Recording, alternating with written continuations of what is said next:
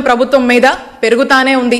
YSR Congress party మీద మా నాయకుడు జగన్మోహన్ రెడ్డి గారు చేసినటువంటి మంచి మీద ఇంకా సానుభూతి పెరుగుతూ ఉంది.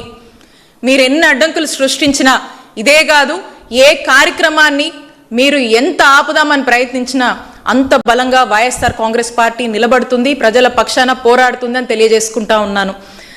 అలానే వరుసగా కొంతకాలంగా మనం చూస్తూ ఉన్నాము. మా నాయకుడు జగన్మోహన్ రెడ్డి గారు చెప్పారు, మా అర్జ్, డిమాండ్ అండ్ స్టాండ్ ఒక్కటే.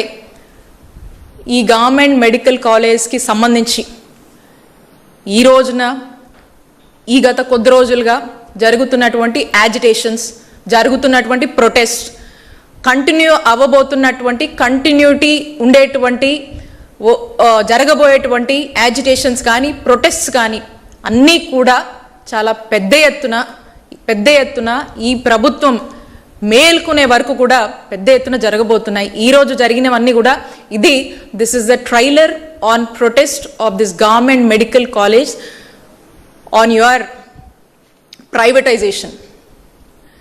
మీరు అంటున్నటువంటి ఈ ప్రైవేటైజేషన్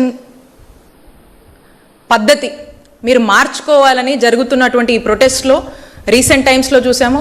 మేము అన్ని ప్రజా పోరాటాలు చేస్తాం, అన్ని ప్రజా సంఘాలతో కలిసి పోరాటాలు చేస్తాం, ఎంత పెద్ద ఉద్యమమైనా చేస్తాము, న్యాయ పోరాటం చేస్తాము.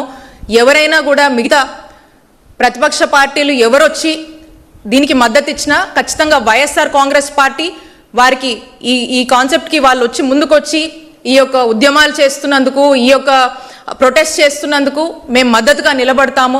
ఇది ఒక కంటిన్యూడ్ ప్రొటెస్ట్ అనేది నడుస్తూనే ఉంటుంది. ఈ ప్రొటెస్ట్కి పూర్తి ఎత్తున కూడా వైఎస్ఆర్ కాంగ్రెస్ పార్టీ నిలబడుతుంది. తిరిగి మళ్ళా మీ యొక్క నిర్ణయం తప్పని మీరు మేల్కొని ఈ యొక్క ప్రైవేటైజేషన్ నిర్ణయం నుంచి మీరు మీ ఆలోచనని విత్డ్రా చేసుకునే వరకు కూడా మేము పోరాడుతూనే ఉంటామని తెలియజేసుకుంటున్నాను. అండ్ మనం చూస్తూ ఉంటాం జనరల్గా ఎవరైనా కూడా ప్రభుత్వం అనేది ఇట్స్ అ కంటిన్యూస్ ప్రాసెస్. ఎవరైనా కూడా ఏదైనా హెల్త్ కావచ్చు, ఎడ్యుకేషన్ కావచ్చు, ప్రభుత్వం యొక్క బాధ్యత.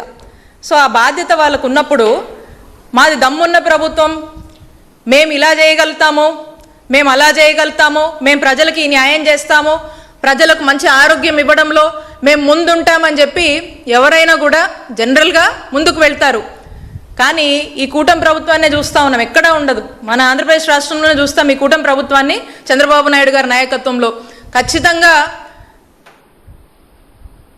ఈ మెడికల్ కాలేజ్ ప్రైవేటైజేషన్ అనే ఆలోచనలోనే ఈ మెడికల్ కాలేజ్ని, గవర్నమెంట్ మెడికల్ కాలేజ్ని వాళ్ళు కట్టలేరు, వాళ్ళు ఈ ప్రభుత్వ రంగంలో కొనసాగించలేరు, నిజంగా వాళ్ళకు ధైర్యం లేదు అనేది అర్థమవుతా ఉంది. ఆరోగ్య రంగంలో వాళ్ళు ప్రజలకు, ఈ కూటమి ప్రభుత్వం ప్రజలకు మేలు చేయలేదు అనేది స్పష్టమవుతా ఉంది. ఆరోగ్య రంగం మీద